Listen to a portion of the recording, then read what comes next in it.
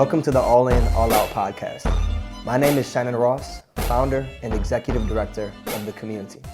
This podcast is focused on the goal of creating a justice system more worthy of that name, and why you, no matter who you are, should care. The name of the podcast refers to the fact that we must be all in and go all out to truly address the way justice is viewed and applied in America. Furthermore, the sense of separation the system imposes is an illusion. What happens to individuals on both sides of the fence is connected and tied to the same fate. How we treat incarcerated people reflects the state and direction of society. Those inside are all out, and those of us outside are all in. As for me, I am no more than a dreamer who knows there is a better way and is devoted to reaching out and holding on even when it is uncomfortable, because connections and empathy are the foundation of the types of strong, healthy communities that we all want. I spent 17 years in the Wisconsin prison system, where I obtained my bachelor's degree in business administration, had several articles published locally and nationally, co-created a mental health program that now exists in several facilities throughout the state, and founded The Community. Upon release at the end of 2020, I obtained my master's degree in sustainable peace building at the University of Wisconsin-Milwaukee, co-founded a successful multi-dimensional justice solutions firm called Paradigm Shift, became a first-time father, and I am currently a consultant at Marquette University's higher education and prison program. But these achievements have occurred alongside numerous and constant failures. Therefore, I, and however, remain all in and all out. So today's episode is about enduring or going through the prison experience and then post-release experience without having a faith supportive element, right? So what we're not talking about today, I want to kind of make that part clear, is we're not talking about religion or the concept of like why people believe or don't believe and why they should or shouldn't. I mean, our personal stories, because I also share the same experience, but I want to kind of make that like a level setting for anyone watching and for ourselves. It's not really about, you know, what our belief on God is. We're just about our experience as in not having that is something that I think is very, very common for people that are going through or post-release. In our success story capturing, I don't know if we've met one person that's explicitly said they did not have that, but we've had probably 90% who explicitly say God was the reason for or a huge part of their like journey, right? And so we just found it fascinating how my path has not had that, and how do people experience that journey without that part of it. So I think it's considerable, right? Just as a lack, and what it then, the pros and cons of it. Start with names. It's good. So today we have Matthew Wick and we have Dominee Meek. Both have been out for, I think, a couple years. Maybe it's 4? Almost 5 at this point, yeah. And then 2 or 3? 3. 3. 3 plus. Yep. So really similar. I'm 3.5. Yeah, So it's around a similar realm for all of us. So how long did you both spend in prison? I want to start there. I spent almost 7 years in, from 2012 to 2019. And I did 28 years from 92 to 2021. Were you raised religious? I actually was. I was baptized both Lutheran and Catholic. I was raised mostly Catholic with kind of like a smattering of Lutheranism in there. Mom and Dad didn't want to give me up to the other religion, so it was kind of both. I actually went to 3 years of Catholic middle school, 2 years of Catholic high school, First Communion, reconciliation, confirmation in the church. I went through all of it. So yeah, I was raised very religious. Yeah, I think for me it was a similarity in a sense. I went through Sunday school, very Catholic. I had my first communion. I remember spending all of that money on basketball cards at the Bucks game. It was baseball cards for me, actually.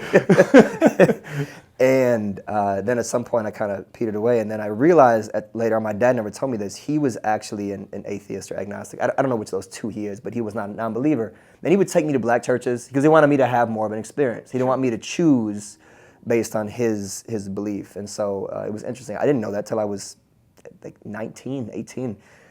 So kind of a similar-ish. Absolutely. So how was it for you, Dominee? I grew up in the Christian tradition, Pentecostalism in particular, for most of my life, but I was also exposed to I say bastardized form of Islam because of the street organization I was part of. So those were my heavily influences on my faith upbringing, but primarily Christian, and that was until I walked away from it. So staying with you, when did that shift happen to kind of get away from? 2000 when I went out of state, when that shit was out of state. So it was in prison when your shift started it was in prison when I started consciously exploring alternatives to theistic beliefs, and I went through the whole progression, with Buddhism, first other religions with a God, but Buddhism in particular struck a chord with me, but they still believe in gods and demons and things that I don't accept. And then eventually I found humanism. It's interesting because mine is also similar in the sense that I tend not make this whole podcast about me, but I feel like there's a lot of this where I'm finding a lot of similarities with my journey, as I imagine would be the case. And so I had started my shift about 18 or something, and it was an angry, petty shift because I wasn't getting things I prayed for, right? So that's actually really kind of similar to when I started my shift. 18, 19, as you know, when you're 18, you get confirmed in the Catholic Church. And my dad asked me, so are you going to go to church from now on? And I said, I'm an adult. I can make my own decisions as far as the church goes. I said, no, I don't believe. Yeah. And it was, pray for this, pray for that, wait for some divine inspiration that never came. And it just got to the point where I kind of walked away. In an early phase of my incarceration, I was also looking into Islam, looking more into Christianity, like the big C, little c concept of, there's the Bible, Christianity, then there's actual like religious church Christianity. And so Buddhism early on became like the way that I was the closest to me. And oftentimes when I answer that question, I say I align with Buddhism more closely than anything else, because I don't think most people are ready to or understand what it's like when I say I'm agnostic. So I just feel like here's an easy answer I can give you as to like, I'm still a human being. I'm still like a person with morals, right? Like you may not be able to understand it if I say agnostic. But to a lot of people, those A words are kind of dirty words, agnostic and atheist, so yeah. Do you identify with any kind of like thought process or higher power belief at all? I don't identify with a higher power at all. I used to claim to be straight atheist. I've gone agnostic now because I personally come to the conclusion, and I did some more studying. I can't prove that there is no God. Just as I can't prove that there is. I personally believe that there isn't, but I can't prove that there isn't. So I'm an agnostic atheist, I guess, or atheist agnostic, however you want to put it. But I don't identify with no higher power, nothing. And I'm actually kind of the same way. Like you said, I can't prove that there is, I can't prove that there isn't, but what I believe is that there isn't. And, no gods, no demons, no heaven, no hell. And that's the path that I've chosen to walk. Yeah. Very similar to what you're both saying. I'm like as close to being an atheist without being an atheist that you can be. Because I feel like being an atheist is almost the opposite equivalent as being super confident that God exists. Like, I don't know either way, but I do know that people need help, and I can just focus my energy on that, right? I'm not going to focus on things I cannot prove the other way, but I know what I can focus my time on. To use a Buddhist parable, there's a man shot by an arrow, and he's saying, who shot this arrow? What is this arrow made of? Why did they shoot me? It's like, that's not really the questions you should be asking right now. Like, where's the hospital? Like, how do you help yourself, right? How do you keep it from happening again? Like, those are the things that I try to focus on. So how was that for you then going through, prison when the shift happened in prison, and for you from the very beginning, not having a faith? It was weird. background? I mean, it took a little getting used to, but it was weird because, prison is hard, you know what I'm saying? And it's lonely, and I wanted the comfort of believing in a higher power, that somebody I could turn to and pray to and get that, you know what I'm saying? I wanted that. And sometimes I still want that, so it would be nice to have. But, so it was lonely. And it was also lonely because there wasn't many around like me, you know what I'm saying? There were people who didn't believe in Christianity, but they usually believed in, like I say, either some form of theism or deism, you know what I'm saying, pantheism or something like that. But there were very few total agnostics or atheists in prison. So that was lonely. And then if they did, they were usually angry. Like, it wasn't necessarily like a spiritual, I just don't believe this. It was more like, man, fuck that. Like, like something happened in their life, like there's no God, and I like hate type of aspect. And they want to argue and fight with primarily Christians, you know what I'm saying? But and that's not me. You know, I'm okay with you being a Christian or whatever it is that you are. Yeah. You know, this is me. I could have a debate since I like that too, but it's not from a place of anger. You know, so it's not militant. You know, but like I said, it was lonely. You know what I'm saying? I go get that call about somebody in your family being ill or sick or, to use the word, God forbid, small g, God forbid, dead, and who do you turn to? Yeah. You know what I'm saying? You turn to I had to turn to myself, and hopefully some friends I had in prison, but there was no one I could get on my knees and pray to, and like, oh, and the comfort, they're in a better place, hopefully in a better place if I believe that. You know what I'm saying? So it was lonely. Yeah. And kind of the same experience for me, and I can completely agree with you. The incarcerated holy war is very, very real. And for some people, it's fine if, hey, do you believe? No, I don't. Okay, well, what do you believe in? Well, I don't. And then the conversation takes a very bad turn. And kind of different experience since I went in without any faith or anything like that. I was always still trying to rely on myself and believe in myself. But like you said, it gets lonely sometimes, even if this is the path you've chosen to walk, if you're not believing in anything, even if you're just struggling to believe in yourself because of what happened, what got you there. It can definitely get tough. And as far as interacting with other prisoners, interacting with chaplains and everything like that, the chaplains would very much look down on you when they would walk the block and say, hey, are you coming to service? Do you need anything? And you'd say no. They'd just kind of give you that, well, why don't you get your life right look. And so it's very weird that the persecution is kind of coming from the people who are supposed to be all loving and all understanding and very accepting of anybody's beliefs. But just kind of, like you said, getting lonely and walking that path alone and really having kind of dig down deep within yourself to pull out that self-motivation and self-realization. It's a real thing. Yeah. I was laughing because, behind the Wizard of Oz moment, we have like activity on our roof right now, so you can sure. this crap. Pay no attention to the man behind the curtain. Right. What noise? So for me, I remember a time when I was facing life, actually. I was at county jail, and I had like a friend of mine say something to the effect of, do you believe in God now? I'm like, why would that have changed? Like, I didn't understand, like, now that I'm facing, the thing that always was so powerful for me is, there's this concept about believing is a safeguard. At the very worst, I was wrong, and at best, I'm preparing myself and preserving my position in heaven, right? And so for me, I always heard that as very odd. Like, I don't consciously choose to not believe. This isn't something, you can't choose to believe in God. You can just tell yourself the person exists and say it publicly as much as possible to have like the safety net later on. But the reality is, what you think and what goes on in your head is not a choice. Right. I don't choose to not believe. I just genuinely don't. I genuinely have not seen enough in my life that makes me feel it is either a thing or it's worth the effort of trying to, I think, look for the evidence, can test with other people about it, going to all these, these procedures and I think aspects of religion and church and belief. And so it just, for me, has never been a choice. And so that's what I've always found interesting about that conversation as if I'm choosing to not believe.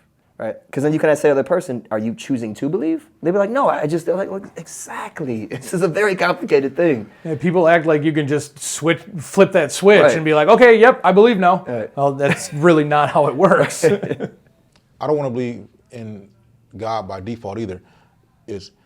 What if he does exist and you're good? If he doesn't, you aren't losing anything. That's not a good reason for me not to believe. I mean, that's not a good reason for me to believe, rather. for me, it just became logical.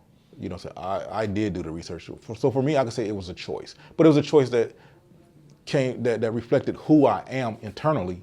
But I did the research as best I could. I read the books. I read listened to the debates, and I didn't find, because I was willing to be convinced that there is a God, that there is someone worth believing in, and that there was somebody who was responsible for the things that I've done too. So that would have been nice, you know. Load off your mind, right? You know, but I couldn't, and then me being who I am, I can't abrogate responsibility for my actions. You know, saying that, well, God willed. You know, whoever this God is, that's not the God I want to serve anyway. You know what I'm saying? That willed for me to have killed somebody. You know. That can't be God's will, or the other things. Again, not going to the whole debate thing, but why I came. It's like a thin line right now. Like, right. Yeah. Why I came to believe in it is that there was just no evidence, and then even morally, I found out that I could be a moral person without believing in a God. Mm-hmm.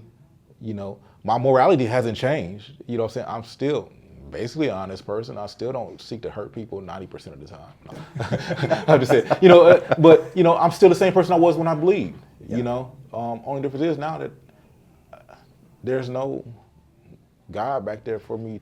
There's no fear or hope of an eternal life or eternal fear of damnation in hell to guide me. Yeah. I do it because I decided that the life that I'm living now is the life that I want to live. Yeah. And it's a good life. And so that I want to ask you about what he was saying, but that brought up one question that wasn't on the list, so I'm pretty sure you'll be okay with it. But for you, were there times where people wanted to debate you to convince you, like, oh, you just haven't read this chapter in the Bible, right? This will be the one that... all the time, all the time, and it would come down to the point where I would say, hey, look, I was raised this. I know this front to back. This was a massive part of my life for, you know, over 18 years. And it would get to the point where the debate would stray to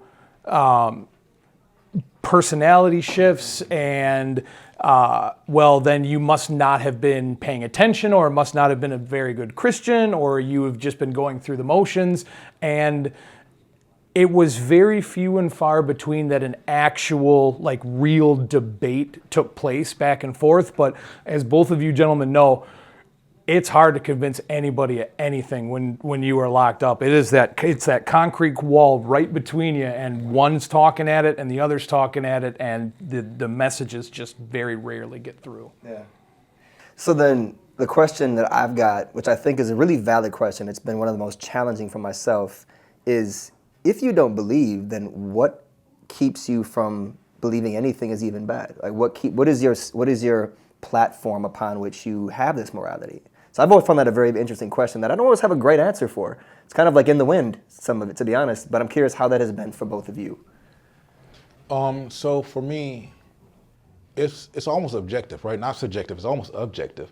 That which is bad is that which basically harms humanity, you know, harms us as human beings.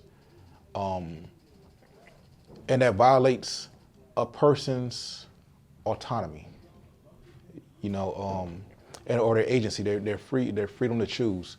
And so when I mean, just go to the extremes. When I kill you and not in defending myself, but just kill you, when I murder you, that's objectively bad. I've violated your autonomy, your agency, and all these things like that. That's objective. I don't need no God to tell me that. You know, when I lie to you, I am violating your agency in choosing to associate with me or be friends with me off of the facts. I am deceiving you. That's an objective. You know what I'm saying? So when I violate your agency or your autonomy, I start there. You know, both writ big as humanity, but also individually as humanity, as human beings, you know, as people. And I don't need no God. I mean, again, I don't want to keep on saying that, but right. Without a God, you know, so I don't need to know that thou shalt not lie to do that. Yeah. You know. And I agree 100%. You put it absolutely fantastically. Good, bad, it all depends on the situation. Is it good to kill someone if you're defending yourself? Is it bad to kill someone if you have signed up for the United States Army and it's them or you? You talk to 100 people, you're gonna find 100 different decisions and 100 different opinions. But that which harms others, that which brings harm to ourselves, I think we can agree that those are all kind of objectively bad things.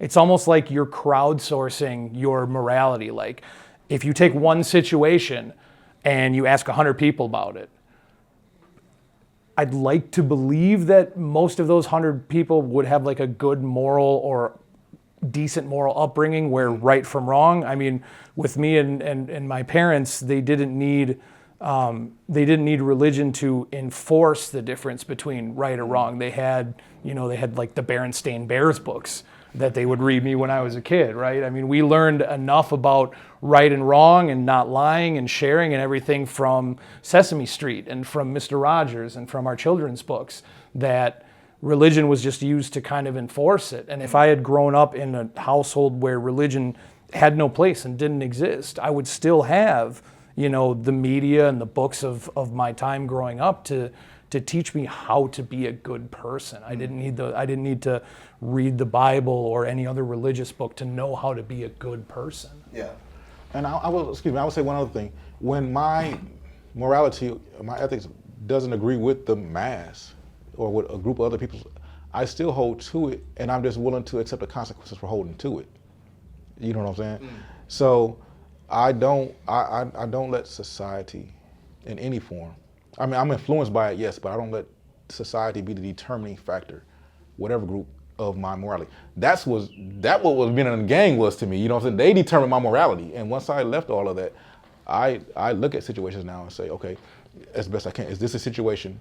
Okay, I would never kill nobody again, but if I hadn't done anything of that nature, is it going to war or is it okay? I would make that determination. Just because the United States says it's okay does not mean it's okay for me. Then if I don't go, I suffer the consequences for it. I'm not saying it's wrong for others to do so. I'm saying that for me, and this is not objectively because I feel it violates humanity, those principles I stated earlier, I'm not gonna go.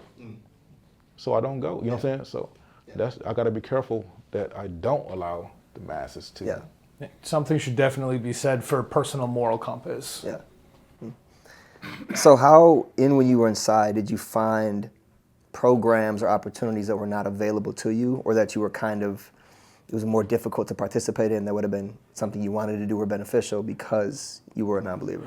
I mean, it sounds kind of humorous, but I think both of you gentlemen can understand when I saw the people that had gone through the studying and got the kosher meals with the fresh fruit and everything like that. That looked pretty good to me at some point, but me going in, I kind of never bothered with, hey, if you go to mass, you can meet up with your buddies, you can talk in the back, you can pass this, you can pass that, you can go outside for an extra period of time. I never really just kind of looked into that. I know the opportunities were available, and I know that for the more heady opportunities like the kosher meal and stuff like that, there was studying required, and you had to speak with a religious figure and get like certified and signed off to do it. But those they were on my radar, but they weren't something that I was interested in doing, just because I was concentrating so much on kind of regaining who I was as a person and regaining my belief in myself. Yeah. There wasn't, once I left, once I became who I am, there wasn't many religious programs that were geared towards religious persons and things like that, or that were faith-based, let's say, that I was interested in. Because I knew that, honestly, I'm finna argue. You know what I'm saying? As soon as I say where I stand, it's finna be an argument. It's finna be let's convert Meek. And I don't want to go through that. So I wasn't. Thankfully, by the time I got towards the end of my incarceration, many of the programs were open that I consider good programs were secularish, and people knew me well enough by then to know that you aren't finna convert me, and we can say your position, I'll say mine, and then let's move on, because I'm not finna sit here in the group. I just shut down. Yeah. I'm done talking about it. You can talk at me, but I'm done talking to you about this, and I'd rather get what I can get out of this program if it's of that nature. Yeah. Because so many programs, I would argue, the mass majority of non-DOC programs, and even some DOC programs, are religious programming. Like religions are some of the largest volunteer organizations that go in that provide like opportunities to get out of your cell, to have personal development, volunteer connections, all this. And so there is an element there where you either are explicitly denied or like just don't want to deal with it, so you just don't go, that form of denial. And when I made the post about looking for some folks that could be on the podcast, which is how I encountered both of your backgrounds as a good example for this, because I wasn't really sure who to reach out to. There were some people on there talking about other states where they were, where, I know this personally when I was on work release, if you're trying to go out to church, if you're just trying to get out, like you have to then sign up for some of these opportunities. Or if you're trying to do NA or AA, some of that is kind of a bit limited if you're not a believer, or other just substance abuse programming, or like I said, just developmental opportunities. They were limited if you didn't believe, or sometimes explicitly denied. So I found that to be another interesting part I hadn't super thought about when I was kind of looking into this episode. Yeah, there's a what's that big organization that's inside the prisons? Chuck Olson. Prison Fellowship. Prison Fellowship, right? Yeah. They do a lot of good things for a lot of people in prisons. And early in my incarceration, I went to their retreats or whatever they were calling them at the time. But again, towards the end of my incarceration, when I made it down to mediums, it seemed like when I made it down to mediums, more opportunities opened up. When I was in max, it was heavily influenced by primarily Christian organizations of one sort or another. Medium and minimum, it tended to be more secular, or like things put on by the UW-Madison system or college system or something like that. You know what I'm saying? So the opportunities were there outside of religious, those affiliated with a certain religion. Yeah. But had to get down to minimum and medium to do it. Yeah. Yeah. And I would say that's happening more now. Probably back then, there were, especially when the Pell Grants went away and there were like higher education institutions involved, it was like all that was left was religious organizations, right? So like now that that's coming back in, I'm kind of involved in some of that. There are a lot more things coming, but yeah, that gap period, it was heavily religious organizations. You just ain't going. Doing nothing. And you don't want to lie. Again, personally, you don't want to lie, but you ain't trying to go there to take away from others. I wasn't trying to go there to take away from others' experience either. Yeah. But I wanted to learn. You know what I'm saying? I want to learn. I don't have to believe in your faith to learn what you believe in or to engage with you and things like that. I love learning. It wasn't even getting out of my cell that was the issue, because I'm cool with standing in my cell reading a book all day. But it was the opportunity to learn something that I maybe hadn't learned before. Yeah. And the thing is, this might be the thing that convinced me. Probably wouldn't, but it was always the slim possibility was always there. Right. And it is. But when I went to them things enough times and it became, like I say, let's convert Dominee because Dominee don't believe, I just stopped going because. And you touch on something else that's really, I think, important when it comes to the topic of faith in prison is it's almost a meme or a, just a running joke about, oh yeah, you was just, religious in prison, like for the stay, right? The various things we say for the stay, but in this case, religious for the stay.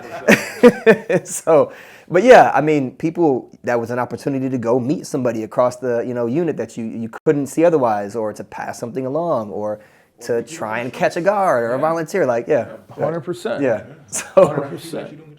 Yeah. And he actually brought up a really good point in that I kind of, not to the amount that you did, but I looked into other religions as well, just to study them. The religious groups, especially in the maxes and a lot in the mediums, they don't like outsiders showing up and saying, hey, I'm just here to learn. They like you coming in to say, hey, I'm here to learn and become. And the moment that they find out that, hey, no, I'm kind of studying, I want to see where I'm at, I want to learn about your religion, it's kind of like, move along, sir, you're taking up someone's spot that's an actual believer. Yeah. So then how was it coming home? You both have pretty strong, it sounds like, backgrounds, and I'm imagining family support structure that is religious. So, in my family, I'm fortunate to be around a lot of other people that are either agnostics are like, like I believe there's a thing, but I don't really know what, right? So like that's always the closest cousin I can find a lot of times with people. Is like I can have a conversation with you about it though, because you get some of it.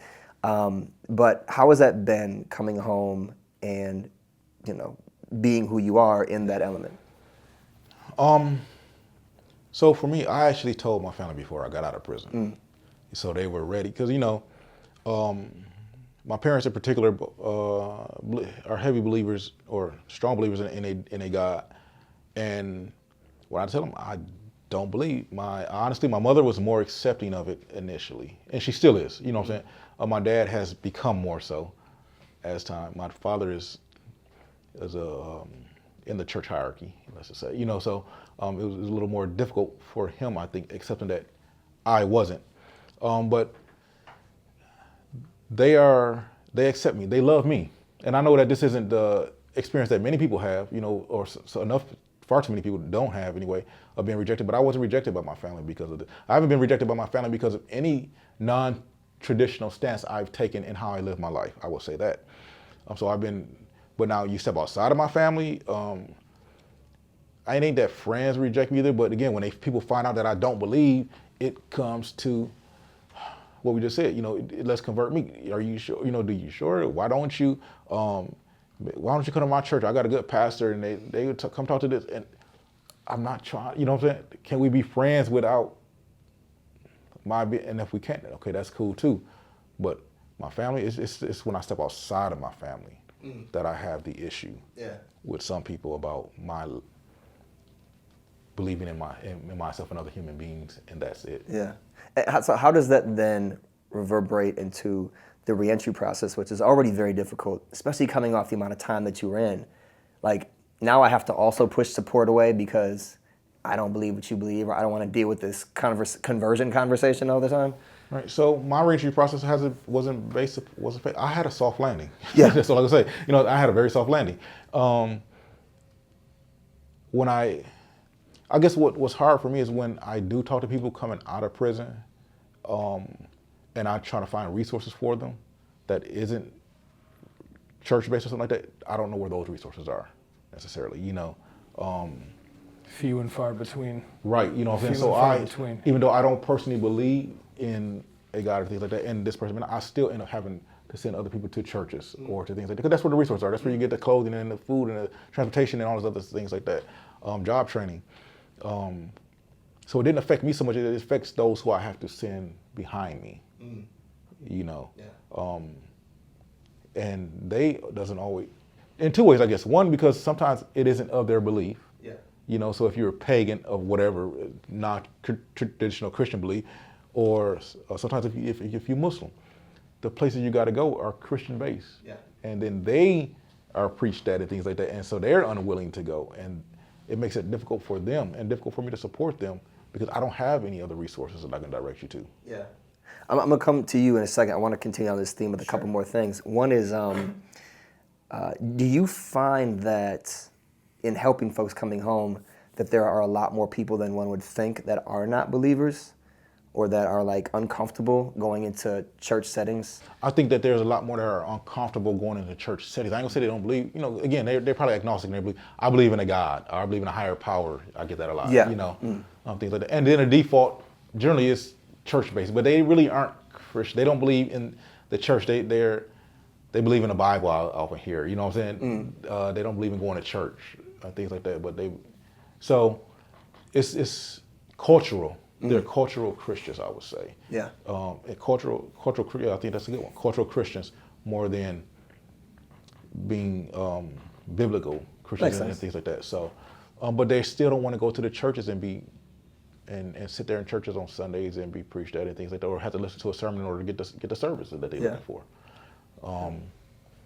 So yeah, I've had a couple that come out that were atheistic or agnostic, and I try to point them towards humanness or things of that nature. But again, when you go, I gotta send you to where the service is at, because I don't want to go back to prison. You know, if you ain't got a job, then you ain't got a housing, you go back to the streets. The church some churches. Many churches are the best place I can send them to do that. Yeah, and you're trying to get reentry support at like a humanist church. You might just get a folding chair to take home. Like we don't really have a lot for you. We don't have that structure the Lutherans have. It's just kind of a different setup here. So one of the people we interviewed in the first season for this, she made a comment which was, I thought it was actually one of the most open-minded comments I've heard from somebody who is a solid believer, and that was if you want to know the person, you can watch our video series. Shout out to the first season. So she made a comment about she doesn't know how people that don't believe do it. And she said that they must be really, really strong. Something I'm paraphrasing a bit. And so I don't know how your landing was as well, but same kind of question that Dominee was talking about. Like, how has that been for you, especially with a strong, sounds like family support? I also had a soft landing. Was able to get into work release for a couple of years. So was able to come out with a little money and move back into my parents' place for my transition. With me, it was, they knew since I was probably 16, started listening to heavy metal, dressing all in black, doing the thing that something wasn't quite right with their son as far as the religious as far as the religious beliefs go. And I have a very, very large extended family, and they are all believers, and there's absolutely nothing wrong with that. Yeah. But we would get together for family reunions and Thanksgivings and Christmases, and it would kind of be, there's the black sheep of the family. Yeah. And it took a very long time for them to kind of look past, because I am more than my religious beliefs. Yeah. And it kind of took them a long time to look past that. So going in, it was, they already kind of knew what my stance was, but that did not stop them from, supporting me and sending me letters and saying, hey, we're praying for you. Hey, our church would like to do this. Our church would like to do that. And I said, you know what? I appreciate the prayers. Thank you so much. Gonna deny the aid because I would not feel right doing it, because that's not my belief. I'm not going to put up a facade just to get a little something extra. Yeah. And then when I got out, it really I guess wasn't a thing, with the exception of the NA meetings that I went to, the whole higher power thing. They get very mad when they ask you, and what higher power do you believe? And you say, I believe in myself. I am my own higher power. I went through 6 or 7 different meetings in different places around where I live until I found one that was like, hey, you know what? Cool. That's really not the reason we're here. It's just, we'd like you to believe in a higher power. We're here to help you stay away from your addiction. Be that if you believe in yourself, if you believe in someone else. So I really haven't had that question posed to me that much after I've gotten out. I was going to say this, though. It's been my experience, too, that believing in a higher power, pre or post prison, or during prison, didn't make it easier for anybody. Right. It didn't. You still went through the same thing as I went through. So you still lost family. And maybe, like I said, maybe emotionally it did, but in the reality, somebody walk up and hit you, they hit you whether you believe in a God or not. Out here, if I get fired or hired, whether I believe in a God or not. Yeah. You know what I'm saying? And my rent is due every month, whether I believe in a God or not. You know what I'm saying? I got bills. And so when the question is asked, how do I do it? I got to be sure. It has never, to me, made it easier, objectively, to believe in a higher power than not. It didn't, what I'm saying? Yeah. It's a couple things that come. One is, for me, I forgot to mention how there's a couple, not say there's a variety of programs that are faith-based in Milwaukee, but all over the country that provide reentry support, focus on that. And there are 2 that I know specifically. One is kind of well known as not emphasizing that element. Like, you come through, you get support, it doesn't matter about your faith. Right? We're not even talking about that. But we're going to have church elements here, crosses. We're going to have parts of that, but we're not going to make you say or do anything more than you're comfortable with to get the support, which is like the ideal way that would happen. There's another one that I know of that has kind of a connotation of really forcing you to go to Bible studies, or like you have to engage in the faith element, and that makes a person like, I'd rather not have the support then, right? Because then that kind of pushes them away. And that dichotomy is really interesting in regards to, is it about the help or is it about like growing out the flock, right? And there's a whole conversation that to be had. But I think something that struck me when I was inside is also, if you're looking to get really powerful, motivational, valuable commentary from somebody, a lot of times there have been some really powerful sermons that I've gone to. And like, I don't have to take all the literalism and essentialism from this, what you're saying, but I can take the motivational and the, this building me up element in this environment. And I would have hated to not have been able to go to that or see some of that or conceptualize that just because I kept attaching God to it. Like, if you can start to take away and separate the good from what you don't agree with, when I say good, I mean like what I agree with and what I need from what I don't agree with, then it's a really actually beneficial environment to be in. Some of those Bible studies, some of those like church settings, but that's not always an easy thing to do when you feel like you're always getting this sense of, you're going to come back, you're going to believe, how we had the conversation. So it's something that in prison, it's a great thing if we can allow people to just take what they need from it and then not have to make them what we want for that. When the DOC started the process, implemented the policy that you had to identify, in order to go to church service, you got to identify as a Christian. Yeah. Or that was the worst thing to me that they could have done, because again, I'm a student of religion. I like to, and growing up in the church, it's a comfortable place for me. I love Christian music. I love the hymns and things like that, or gospel music on Sundays from black churches. I miss them things, but I couldn't go to them things because I'm identifying as secular, whatever the thing they got for me on there was, so I couldn't, and so I missed that. And I think others do too. And like I say, the good sermons, or I missed it. I still like fellowship, even if I don't believe in your God, things like that. But when the DOC said that, I think they cut off a lot of spiritual support, even though you're not religious. You still got something out of it. You still got fed. Like, even if it's just a fellowship, on Sunday you come back feeling good. Yeah. You know what I'm saying? Yep. Sometimes after the good church service, especially sometimes when the guests came in from outside, and they hype it up, and you come back and you feeling good, and then you watch a football game and it's great, what I'm saying, for the rest of your week, versus, especially if you're going through something, so. And, kind of to piggyback on that, I completely agree. Being forced to define one religion on your little card says, well, maybe I'd like to go study Judaism now. Your card says you're Christian. You can't do this. Yeah. And so you try to find whatever book you can, or have someone send in one from outside, and you spend the time reading in the library. But something definitely needs to be said for, like you said, the fellowship.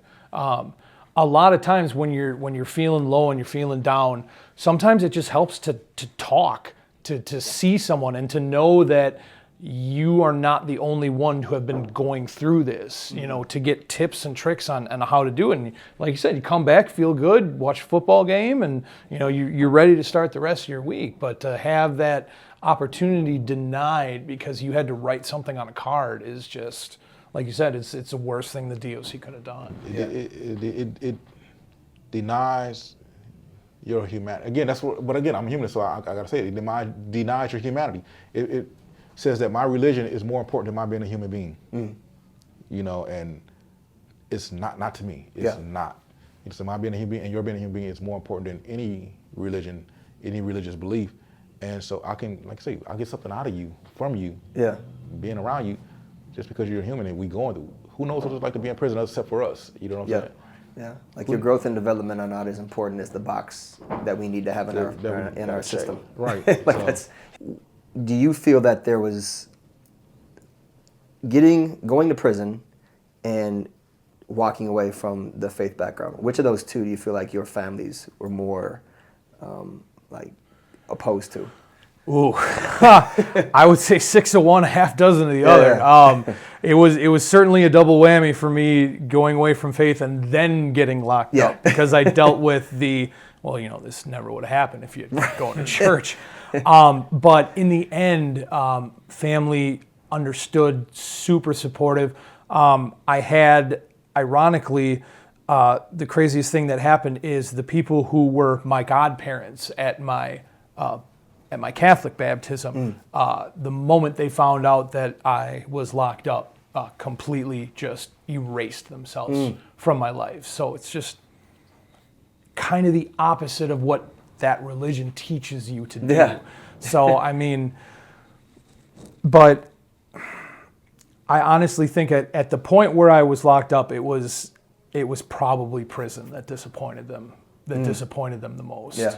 Because the way that my dad put it once is, you can always come back to Christianity, to Catholicism, but you can't erase going to prison.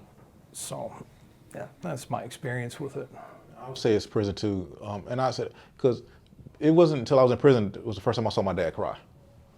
You know, and he was crying because I was in there and he felt like he failed me. At the end of the day, he took some responsibility for what I did. When I became, left believing in a God, he said that was my decision. He, you know what I'm saying, he didn't like it, but he didn't feel no responsibility for that, you know, and I think the same could be said for my mother. My coming to prison, especially at such a young age, that probably had the greatest impact and was hurt my family the most, was when I went to prison. Yeah. You know, not the God thing. Yeah. Yeah, because it's you know, if the parents don't go around and, you know, they don't post on Facebook, and there's no news articles that said, hey, Matt decided to become an atheist. Right. But when their friends say, hey, how's it going? You might see something in the paper about our son. Right. It's not like an issue of keeping it under wraps. It's an issue of, here's the actual public perception that anybody can see. Yeah. Do either of you have children? I do not. Okay. I do not now. I don't know if I will. Okay. So when I look at that conversation and the question around, which I've thought about somewhat. My son is 2.5 years old, so I'm more so wondering, like, when are you going to stop fucking having temper tantrums? More than, like, when am I gonna, how am I going to religiously, you know, raise you? Or the faith conversation. But when I look at that, which is something I looked at a lot, like a lot of the things that I'll get to at some point when he has more autonomy and agency, I thought about a lot when I was inside, right? So that's the part that I can't wait for, because it'll fit right in a box that I've been building for a long time for how I'm going to address all these conversations. But it is going to be very similar to what my dad did, right? I don't know if I'll tell him my belief. I think I'll just show him a lot of different things and just kind of let him, I want him to challenge all the time in life, right? If anything, I want him to have a principle of challenging, no matter what people tell him, no matter what he believes. Not in an aggressive way, not in a rebellious, angry, reckless way like I was, right? Because my parents didn't know how to manage me, because my parents were not, well, my dad was, but I think in different ways, being able to understand a temperament of rebellion is important when you have a child that is kind of rebellious. And I think everybody should have that, but in a healthy way, right? And so how do I help him understand to ask questions without being disrespectful, to push back without being overbearing? And I don't even know if I have that yet. I mean, I think sometimes you would say I'm probably, falling on the overbearing side, but I think that I've done a lot. I used to be very argumentative. I used to have people tell me that I was very judgmental, and I think I've come a very long way from that. And so I want him to have these lessons I've learned early on, but, just know that we don't ever know anything, really. Like, we're at any age, we're all still just, children trying to find our way to the door at night, right? At the end of the day. And so, like, it's okay, right? But just don't just accept things as because the final delusion is to feel that you're free of all delusions. And so, like, that's kind of what I'm going to work on, hopefully, is instill that in him, is my goal. Good luck. Yeah, right, exactly. Right. It all sounds great. As Mike Tyson said, everyone has a plan until you get punched in the face. Right. Yes, it's true. I like what you said, though. I think, like I said, I don't know if I want to have kids. Yeah. But if I do, or whether I do or don't, for the kids in my life, whether I interact with them or encounter them in my work or their nieces and nephews and things of that nature, I want to encourage them to be curious and to let them know that with me, anyway, you can ask whatever questions you have, because if you ask it, you're old enough to know the answer, But if I can foster that curiosity in them, that's the greatest gift I can give them. Again, not so much as being militant and you're trying to, no, but ask. I don't want to indoctrinate you, but I want to teach you how to learn. Yeah. And then you find it on your own. So then you can defend your own beliefs yourself instead of saying, well, my uncle says, or this book says, I hear that all the time. Yeah, right. yeah. No, you're not, once you're past 2 years old, it's no longer your uncle. No, once you reach a certain age, it's no longer your uncle. Because you know what? This is why I say that, though. Real talk. The state, when you do what you do, Yeah. They don't care what your parents taught you. You know what I'm saying? So if you're going to be held accountable for your actions, and your actions are based upon your beliefs, let the beliefs you have be beliefs that you are willing to suffer the consequences for. Yeah. You know, so that's why I want to encourage them to have their own beliefs and be willing to stand up for them and be willing to suffer the consequences for them, because the state, especially if it's criminal, going to make sure that you suffer the consequences of them actions. It's no longer, my parents didn't believe in a God, so I don't either, and I did this because, no. Yeah, that is one of the most frustrating things that I hear people say as adults when I ask them like why they do something. They say, "Oh, I was raised this way." I'm like, that's not a thing anymore. Like at some point early on, that is no longer an excuse for why you do something, because every single person who does something terrible is going to have the same possible answer of like, well, I was raised this way, or something tapping back. Like you gotta take back that aspect of your life and look at it a little closer and then change isn't it the way empowering you go. though? I mean, I don't know where we're going now, but isn't it empowering though? To me, it is, right? It's not because of somebody, it's because I chose to. That's empowering to me, you know, so that's power. It sucks, but it's also empowering, I agree. Right, Like you know, the bad thing is, it's your fault you did that. The good thing is, it's your fault you did that. Right. You can also knowing that the choice was 100% yours. There was no predestination. There was no divine plan. Yeah. Like you said, sucks that it happened. Realizing that, I can't blame anybody but myself for doing what I did. Yeah. But also realizing that I did this of my own free will. Yeah. There's no strings that are controlling me, Yeah. defining what my destiny is. Like you said, empowering is a great word for it. Yeah. Both. Yeah, no, I agree. And I think the flip side, the last thing I'll say about my son is what my dad did in like not talking to me about it is he also, when he finally did talk to me about it, because he saw me going towards, or knew that I was going towards and then solidly in the atheist agnostic realm, is also don't judge people that do, right? And don't be as aggressive to prove God doesn't exist, right? Like, so you can have your belief. This is a support structure in your life. I don't want that taken away. Right? If it's taken away, I don't know if you fall over, right? So I actually get worried sometimes when I have a conversation with someone who's a believer, because I feel that my reasons for not believing are really good, right? And if I start to expose certain things and what you've been taught and when you look at it, I don't know what happens if that support goes away, right? So if this is working for you and you're paying your rent and you're like taking your kids to school and you're doing well in life, like that's fine, right? So like I also want to make sure he understands that. Have your belief, ask your questions, but also don't persecute other people because they do believe, right? If you end up not believing. So that's a huge, I think, aspect of it as well. Yeah, it comes back to respecting their agency, their autonomy. Right. People are entitled, and I wish more people who are religious understood this, but people are entitled to believe as they want to believe. Yeah. 100%. And it's okay, does not make them, it's not a character fault because I don't believe in your God or any God. Yeah. You know, and it's also not a character fault because you do believe in a God and I don't. So I respect your autonomy. I respect your right to believe as you choose to believe. Respect mine to do the same. And like I say, in that realm, then it's about what you do with it. You know what I'm saying? Because you tell me you believe in a God, but you out here, okay, and I'm from the hood, so you out here selling drugs or you pimping or whatever. I don't want your God. Or you tell me you believe in God and you a minister and you messing with the ladies in the church or whatever, or you commit fraud or whatever. Yeah. I don't want, you know what I'm saying? No, what is or I tell you I don't believe in a God. How is it manifesting? Outside of my talk. In my walk, Yeah, you know what I'm saying? Show me your walk. And I support you again. I don't have to agree with your beliefs, but show me your walk on either side. And and I will applaud and I will cheerlead your walk. Yeah. So in the walk you were talking about now post-release, how have you been able to achieve and find those things that people oftentimes get from being in faith communities, right? Like the connectivity, the fellowship, the motivation, all those things you talked about missing with the music, and I talk about like I love to get from a good sermon, but I don't want to walk away with the belief aspect. How do you achieve those and have those still without having that faith element? It's almost as hard out here as it was when I was in prison. Honestly, you know, and it's a little harder because like tend to be a loner, so that makes it even harder. But when I do desire fellowship, like I got a really good friend out here. You know what I'm saying? Rolled through my bit with me. He got out before me. I met him while I was in prison. He got out before me, supported me and so I got a couple people who, when I need fellowship, I could turn to, you know, and they're there. For the other aspects of my spirituality, honestly, when I need the music, I ain't gonna lie, I'll throw in some Kirk Franklin. I found YouTube works. I found the benefits of the web, but I do that. And then there's times that there's the work I do. Yeah.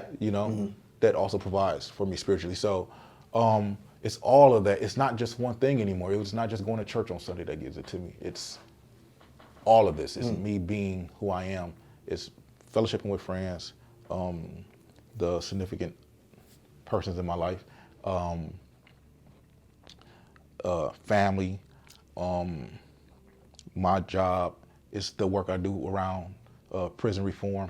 All of that fulfills me and meets my spiritual need. Because again, as a humanist, I find my greatest joy, my greatest sense of fulfillment in doing good for humanity, and so that does it for me. Yeah, I like how you put, you're a bit of a loner. I kind of take that to an extreme. I'm more of a curmudgeonly cynic. In that I am a total indoor cat. I don't really like going out. You and I have talked. You've asked what I've been up to. I said I'm watching movies or building my Legos. Right, or dressed like. Dressed like Jedi, dressed like a Jedi and buying Legos on May the 4th. And I find no judgment laughter. Yeah, of course not. Of course, it's fun. Right, it's fun, all right? that matters, yeah. To wit, when I do go out, I make sure it's an event. I put on my Jedi robes and I go buy Legos. Yeah. But to what you were saying, having one or two key people in your life is such a powerful and I believe necessary thing, especially for me, because yes, I'm a loner, I'm an indoor cat, I don't necessarily like people. That doesn't mean that I don't like all people. That doesn't mean that I don't need to interact on some level with another human being. And I'm very, very fortunate enough to have people like that in my life who, even though we might not see each other for weeks or days or months, Snapchat, instant messenger, hey, how you doing? What's going on? Having that personal connectivity to kind of bring me back into the fold of humanity if I start straying too far away. It's super important. Yeah. In the course of this transition and then being in the agnostic atheist realm, I know that there's the rock bottom and the false tyranny moments that Kaylee talks about when we've had conversations. And have you either had, both of you, though, like an experience like that, where it was like that time where you hit your rock bottom, or the false tyrannies moment where it was life-changing and there was some greater essence or power that you just couldn't explain kind of involved that you had to grapple with while still, being an agnostic atheist? Kind of in a way, yeah. Not that there was a higher power involved, but my rock bottom moment was going to prison. Could no longer control my addiction, just did not care about anything anymore. Whatever happens, happens. Roll the dice on each different day, and where you end up was where you end up. But sobering up inside of a jail cell and having that massive moment of self-realization, like, you screwed up. This is on you. And then having that just hit you like a ton of bricks, like, this is where your addiction has took you. Maybe now you'll see that you should have asked for help one more time. You should have talked to your doctors one more time. It wasn't a higher power. It wasn't a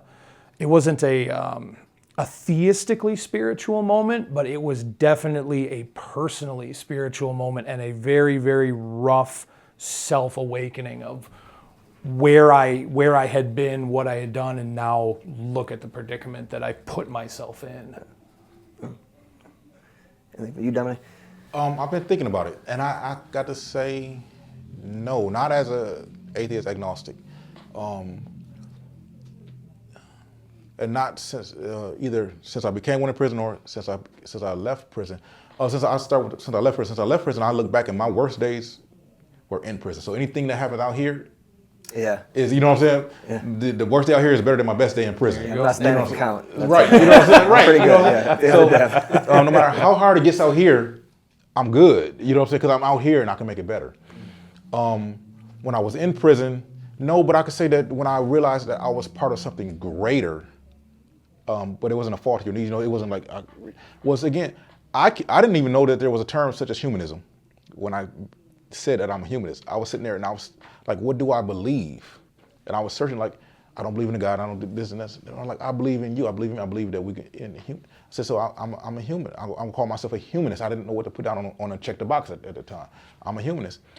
And then, I don't know, somewhere later, about a week or so later, I said, let me look and see if there's a dictionary definition. And it turned out to be exactly what it was. But when I came to that understanding of myself that I believe in humanity, that I'm a humanist, prior to even knowing that there was such a thing, that was a spiritual moment for me. That's connected me to humanity and things like that. And it's been the foundation upon which I've built my life since. Yeah. I think mine was a little similar to what you're saying. I never had any kind of like, what I've, rock bottom and fall to your knees moments have been described for me. I've never had anything that resonates in my story with that. But there was a time when I first got locked up and I was like, there's no reason you're here. Like, what happened, man? And just kind of really looking at what I did and what I can do to navigate away from that. And even that was a sense of, to use this word, privilege, because most people, I would say, the mass majority of people in prison are trying to struggle to get past that day, that week, maybe that month, right? Getting beyond that month is like, I can't see that far, right? Like, I'm just, what's up with canteen? What's up with breakfast tomorrow morning? We're like, I'll be lucky to get to that shit. And so for me, looking right away from, what's the 17-year date gonna look like, right? That was something that's not common inside. And so just being able to start designing what that would look like, or at least being aware that that's where I was going towards, not always consciously, visioning this whole thing. That was kind of what the turn was for me, of seeing that something really went wrong and it didn't have to be, and I don't have ACEs or adverse childhood experiences. I had a loving family, right? I'm educated, I have a pretty high IQ, what it was registered at, like what happened? So that was more so my element. Since I've been out, I have had, I think Kaylee can say to this as well, significant like moments of like, that shit's crazy, right? Like, you just happen to be here and I was just talking about this thing I needed. Like, I've had a lot of that in the time that I've been out with the things we're building and the things we're trying to create and meeting people. And like, that's been some of the closest things to me, even in prison, times where I would like suddenly get this cellie who had this thing, or suddenly get moved to this unit where this opportunity was there, So if I want to find reasons why that was God, I could probably point to things. I think that's a lot of it, right? If you're looking for something, you probably can find it. Sure, those serendipitous Yeah, moments. but the statistical aspect of my mind, says at any given moment you have 1 billion balls bumbling around, and these things are probably going to happen, right? And it just looks like it was meant to be, but you could also look at the crazy things and say, what is the chance that I turned down this street and that piece of glass was right there and hit I could do the same thing, right? Like in crappy moments. So there's just been a lot of very coincidental things that I've experienced. And then one of my very best friends is incredibly faith-based in his walk, right? Adam, if you've seen some of the stuff that I do. So like now we have this dynamic where I have this incredibly faith-based person, and every time something happens, he's like, that's a God moment. I'm like, it's a moment. Right, yeah, it was pretty cool and coincidental, but it wouldn't go. So, like, we have that dynamic, calculate the right? probability of this happening. We have that dynamic as well. So, yeah, that would be my answer. Well, I think I want to kind of close this out. We've talked a lot about things that verge heavily into does God exist or not, but I think that's gonna happen when you have this conversation, right? Because you're trying to center how our experiences have been in prison and in reentry, and what that means, I think, overall for people that struggle with faith or don't have a faith, and we're not able to get them or offer the type of help that people need coming home or while they're inside, because the system or so many people that help are heavily faith-based, right? So what does that mean for people coming home? I think that's kind of the end of the day conversation we wanted to have, is what is it like? How common is it for people to not have a faith? And what does that then mean ultimately for this greater ROI of, you want people to be better, right? Well, there's a lot more people that actually struggle with or don't have a faith than you think, I think, going through the system. And we just don't see it talked about as much. It's like, it's as stigmatized as having a record sometimes in America. It's to say like I'm agnostic, Also, I have a criminal record. I might say that before I say I'm agnostic, honestly. To be honest, I think I am more comfortable saying I have a record than saying I'm agnostic. 100%. Yeah, which is really interesting. So, but thank you greatly to both of you. And I'll see you in hell. You're welcome. This conversation verged into a topic about faith more than I intended, but it's hard to discuss the topic of faith regarding the in and post-prison experience without talking about our views on faith in general. None of this was meant at all as an attack on faith, and I genuinely hope no one took that away. It was simply us speaking confidently about being principled humans who don't believe in God. But something I realized during this episode that I had never been consciously aware of was the fact that I'm more comfortable by far telling someone that I'm formerly incarcerated, and even that I spent 17 years in prison, than I am saying I'm agnostic. The reentry and incarceration field is heavily populated with faith-based organizations and individuals of strong faith. This includes a large number of those closest to me, not only in the work, but my personal life. I feel in general that most folks won't believe my sincerity or trustworthiness overall, let alone the work of empowering and guiding others more or less, if they don't find my moral compass acceptable or understandable. Which is why I default to telling people I align with Buddhism rather than saying I'm agnostic.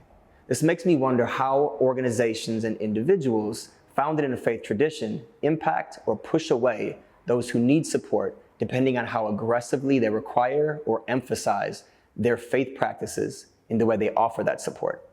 I know organizations who have a reputation of being far too heavy-handed in this regard, and I know organizations that are looked at as being very balanced and embracing the views of anyone that comes in their doors needing help. But something that we didn't talk about too much in the conversation is that we all have a faith, even if it's not in a religion or God. I believe in showing up when it's not difficult, especially. I believe that two seemingly opposite things often are true in any given moment. I believe humor can exist in all moments. I believe humanizing is not situational, but must be absolute. And I believe that I am bigger than my flaws and mistakes, and tomorrow is always another day to get it right. Thank you for listening. Peace.